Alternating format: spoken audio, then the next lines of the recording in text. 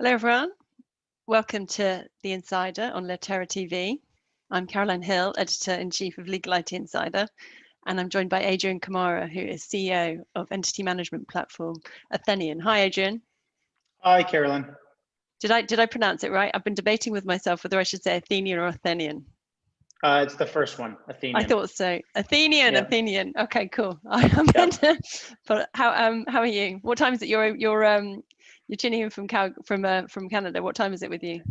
Yeah, so I'm actually in Toronto right now. Okay. So it's 10:30 in the morning for me.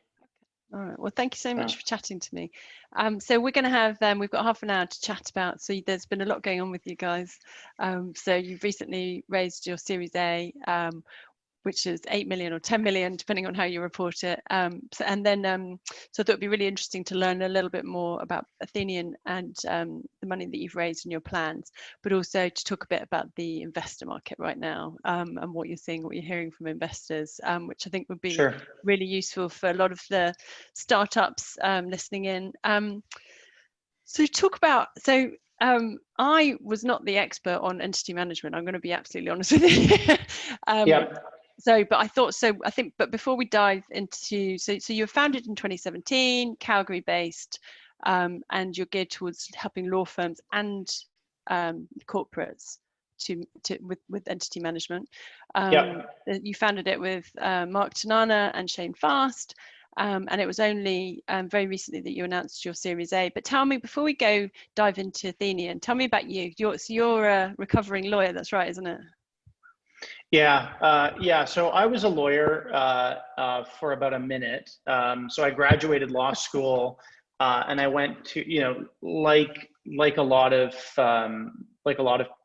law students, tried to get a job at the firm that paid the most money, so that I could pay off these huge student loans. And so I did that for about a year, and realized that the dynamics of legal services weren't for me. There wasn't enough. I didn't like the experience of being the leverage, and wanted to build my own leverage. And so I was quite fascinated with how corporate paralegals were working, how well structured their data was around these business entities, and I sort of dove into that world for the brief moment that I was in a law firm. And most people like you have never heard of legal entity management before. But what's surprising about it is when we think about some of the structural issues in legal that hold back innovation and progress, one of the main ones is that so much of the data is unstructured. It's sitting in Word documents and PDFs and so on. And what's exciting about entity management is it's probably the largest source of structured data in all of legal, and it can be immediately applied to workflow automation. And that's really the view that we take on it. So really what legal entity management is, if we take a high level view, is if we think about a business entity, so a corporation, an LLC, a limited partnership, and they're called different things in different countries, but they're all fundamentally the same idea. If we think about the profile of that company, what's its formal legal name, what's its government registration numbers, tax IDs, corporate IDs, everything from addresses to ownership, who are the shareholders, very specifically what are the transaction details, the stock certificate details, directors, officers, other appointment details. So it's all of this data that you really can't do any downstream corporate tax, corporate finance, corporate governance work without referencing. You can't change the directors on a board. You can't form another company. You can't take a company public. Everything from very boring to very sexy downstream activities can't be executed without referencing this data. And so that's really the view that we take on it, is we are the system of record for all this data. And we have now thousands of these phenomenal professionals called corporate paralegals or corporate secretaries that spend a lot of their time ensuring that the quality of the data is very high and that it's up to date. And that really makes, and this is where we shine, is on workflow automation. Through Athenian, our users, without filling out any forms, just clicking buttons, are automating a whole spectrum of documents, all the way to signature ready. And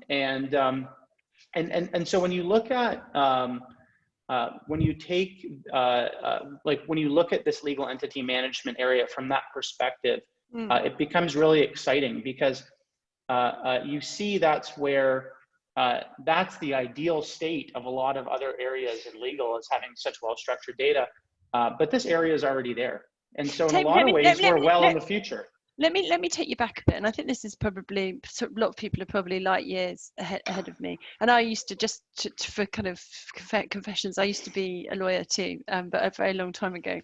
Yeah, the good reasons why no longer.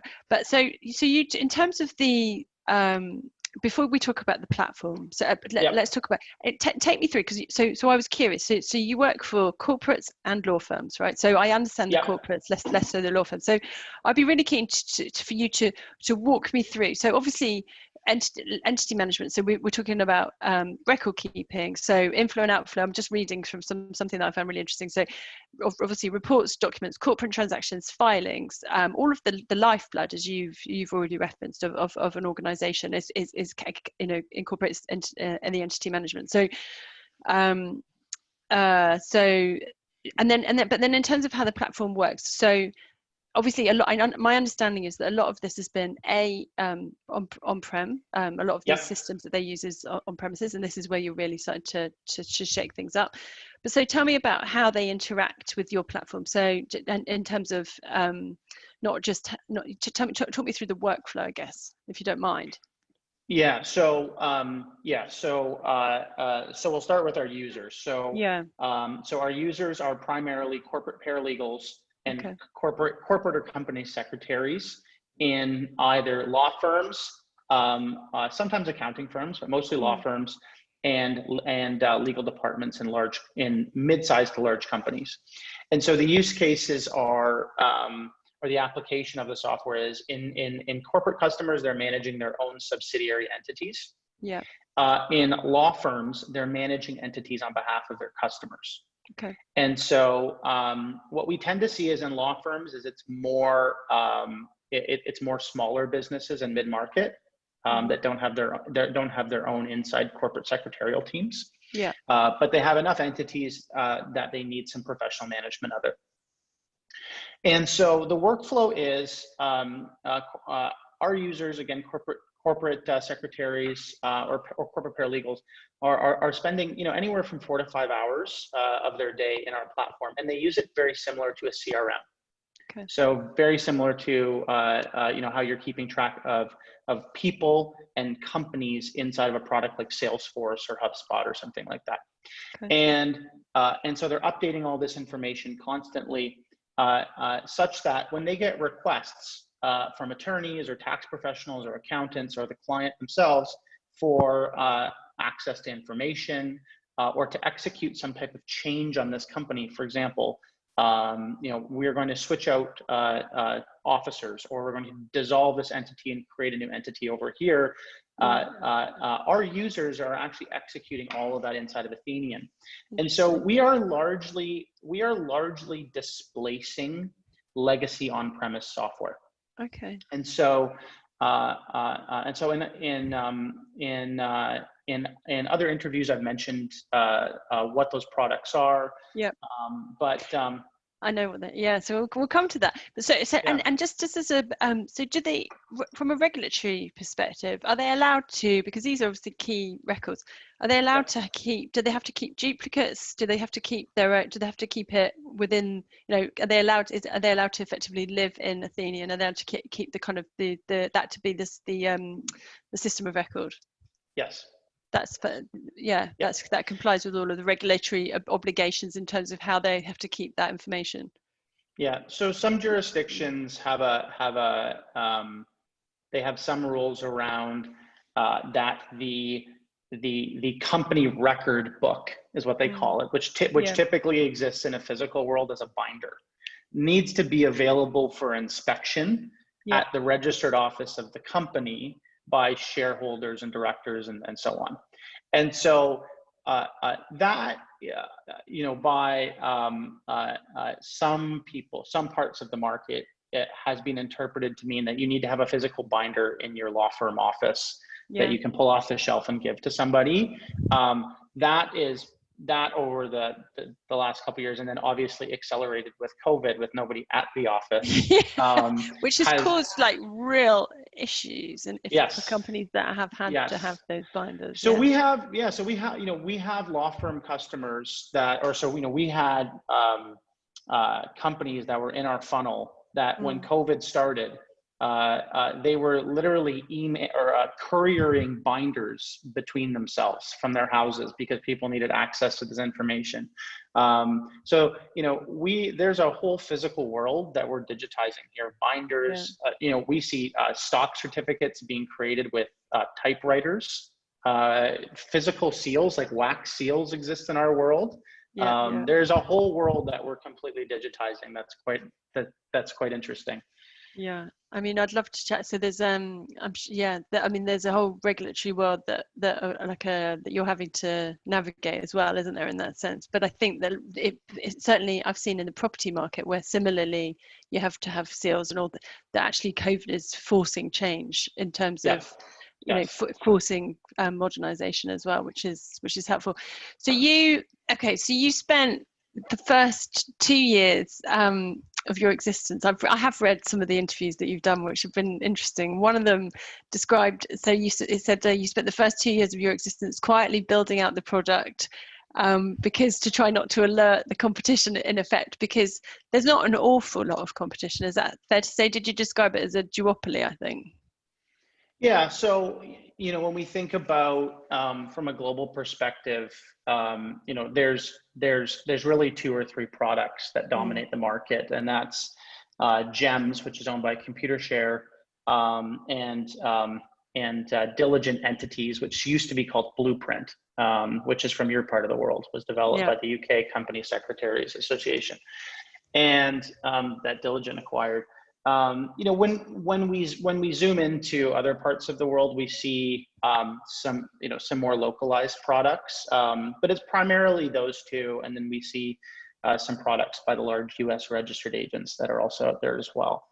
And you know, our view on the market was, when we looked at it, there wasn't a lot of market risk, in the sense that there was already existing workflow, existing budget being spent on this, and so on.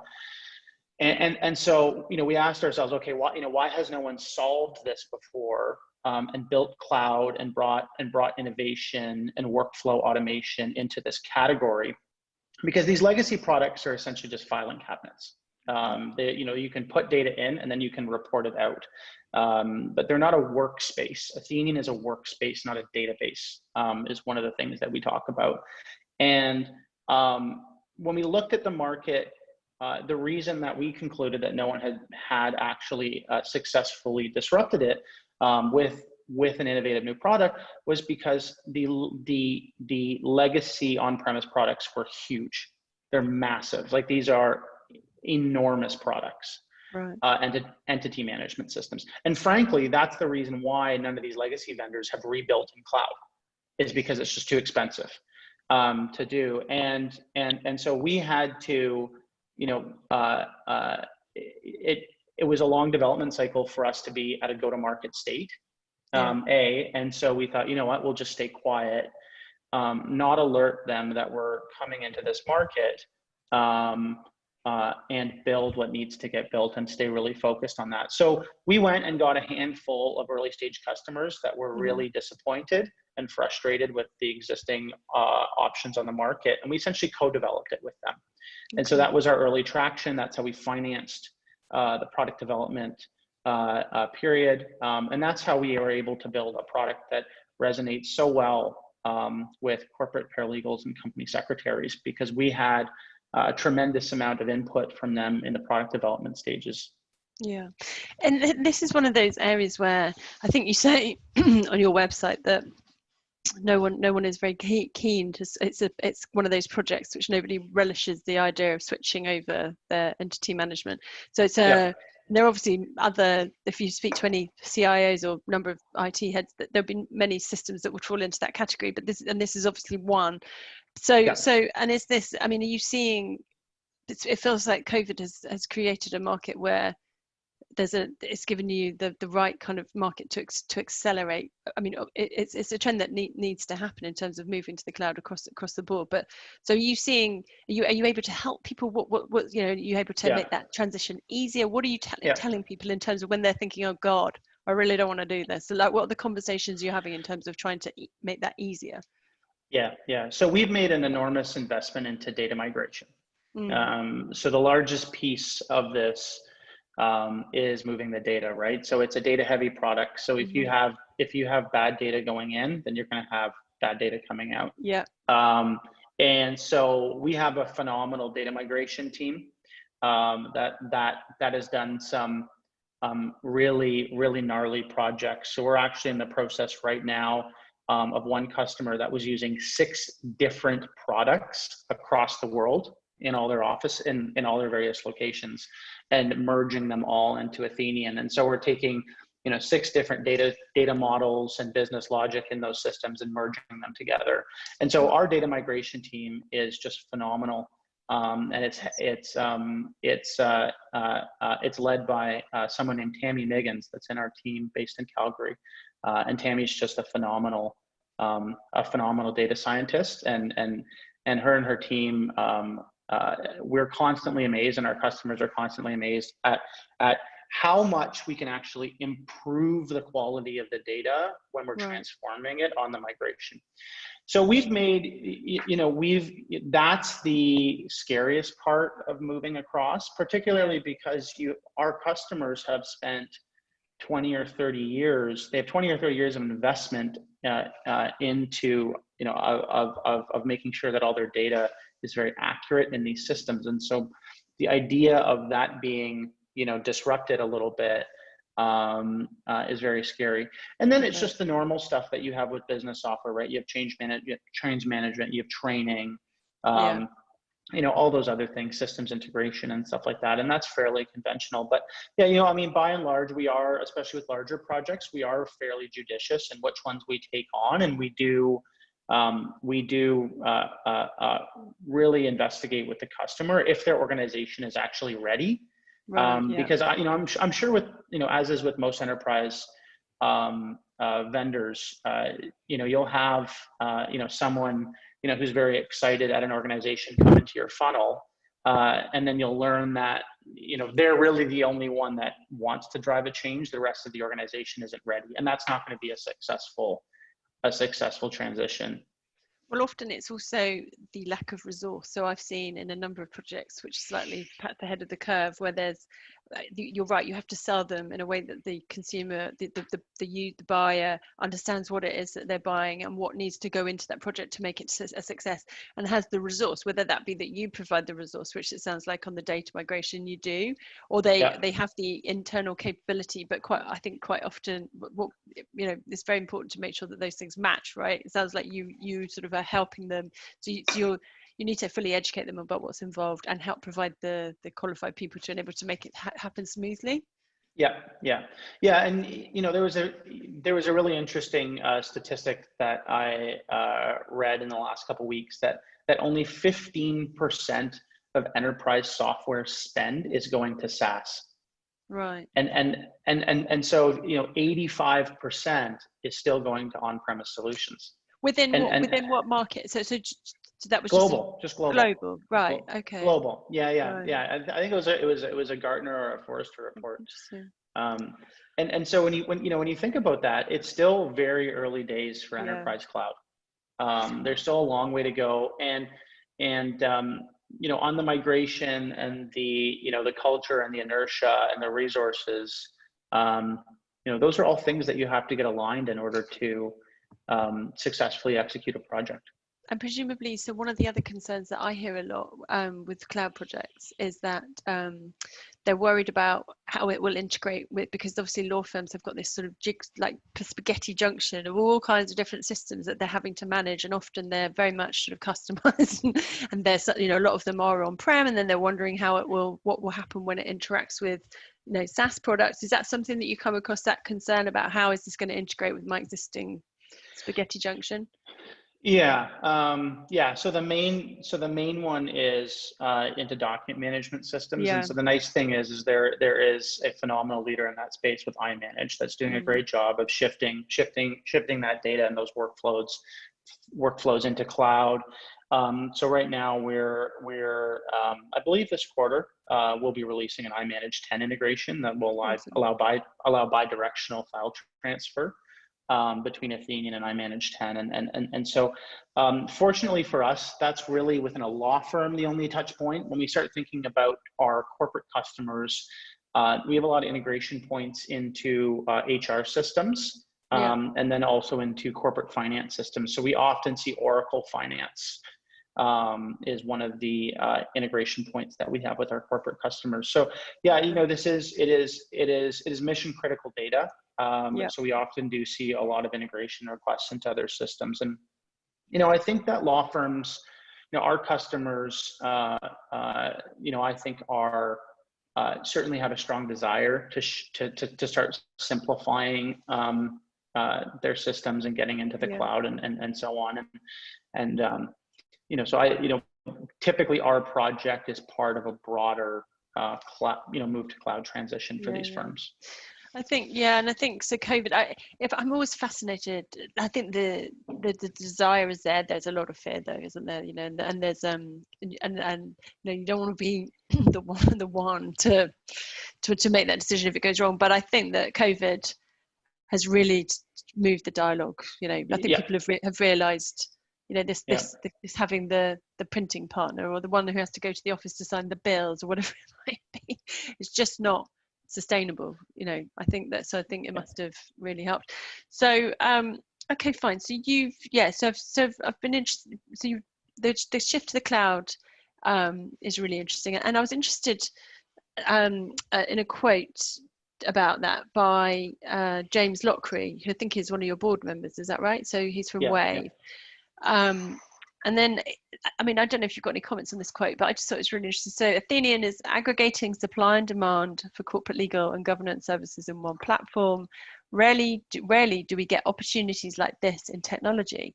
When we do, they become massively important companies. Athenian is on track to completely re-engineer how business entities' life cycles are managed globally. I thought that was pretty cool. I mean, obviously he's on your board, but he's obviously expecting great things of you. Yeah, the expectations are high from both our board and our investors. So hopefully we can deliver. No pressure. Tell me about your clients. So I think Fasken is one. Is that right? I think that you've been on the record as saying, I think Fasken was quoted in one of your press releases. But tell me, I mean, even if you can't name them, tell me about. I know you've been dealing with some increasingly large clients. Is that right? Yeah. Particularly on the law firm side.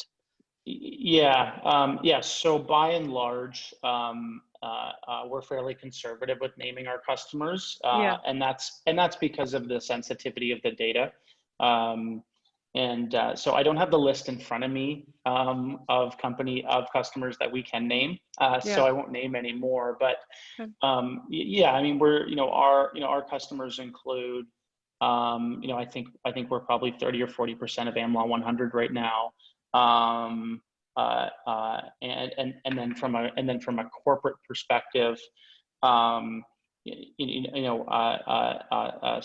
moving now, getting strong traction in Fortune 500 migrations, and so there's certainly not a lot of accounts that would be household names that are either on Athenian now or that are in process of transitioning. Okay. on the And corporate side. your Series A, I was interested. So your Series A was 8 mil, but you'd already raised 2 million. So it was published as 10 mil. But I mean, we're splitting hairs. You've raised, let's call it 10 million. And that was double what was planned. Is that right? Was that because? Well, tell me briefly. I'm starting to run out of time, and I want to ask you quickly about the investor market. But so how come? So was that because? Tell me why. Why was it double? Yeah. Yeah. It was a combination of strong investor demand. So investors persuading us that we should take some more money, which they always try to do, and it's our job to resist. But and then we started the financing in March and closed in June. And in June, there was still a lot of fear in the world, it hadn't fully materialized, how the world would transition into new normal. And so, we wanted to put some more capital in the bank to extend runway. And so that's why we doubled it. We also bolted on some secondary as well in there. Okay. And you're planning it so you're going to scale your cloud infrastructure, expand sales presence in Europe and Asia Pacific. You've got a team of 40 and you plan to grow to between 70 to 80 employees by the end of this year. Yeah. So the growth figures are pretty aggressive. Fine. And then just in terms of, well, I wish you all the best of luck with that. I mean, it sounds like things are going so well for you. And in terms of the investor market, what do you think with is it because obviously the way the company's doing well, but is it particularly that there was a gap in the market? Or what are you seeing from the investor market in terms of what they're interested in and the types of companies that they want to invest in? Yeah, so if we're talking specifically about the legal technology market, which I'm assuming your question's directed on. I think a couple features. If you're selling exclusively to law firms, you're going to have a very difficult time. Is one theme we saw. We had to clarify that several times, that we're selling to both law firms and legal departments, and that if we look at the market as a whole, obviously there's infinitely more legal departments than law firms in the world, and so that's the bigger component of the market for us. Interesting. So that was the one feature we saw, was if you need to have an extremely compelling company with extremely compelling numbers in order to close a substantial amount of financing if you're only selling to law firms. And is that because obviously the volume, but also is there a sense of the law firms not spending, or is it just a numbers thing? And also adoption, right? Yeah. I think it was seen a lot with transaction management, which I know that Latera has gotten into with the Doxley acquisition. You have to, you see a lot of legal tech tools on, essentially variable usage pricing models that, the revenue goes up as the adoption rate goes up. And so it's really easy to quote unquote sign firms because they only pay when they use it. So then you're betting on, you're going to have to really do good at customer success and distribution within those accounts in order to grow your revenue. And so unless you have that presence, and so, it would make sense, like for a company like Latera to acquire that, because you have the presence and the distribution within these accounts in order to drive adoption. And so, I think it's that. And just frankly, the conservative nature of law firms. But there are some companies that are doing extremely well. There's one I really like called Litify that has essentially built a client matter management system on top of Salesforce, which I think is brilliant. So there's some that are doing really well. For companies that are in the right space, the contract management is another one I'm seeing, anything to do with contracts right now and efficiency and contract lifecycle management, etc. So yes, it's obviously, so obviously you are in the right space. I wish you all the best of luck. Let's catch up again soon, hopefully, and see how the growth is going. And thank you so much for joining me. Thank you, Carolyn. Take care. Thanks. Bye.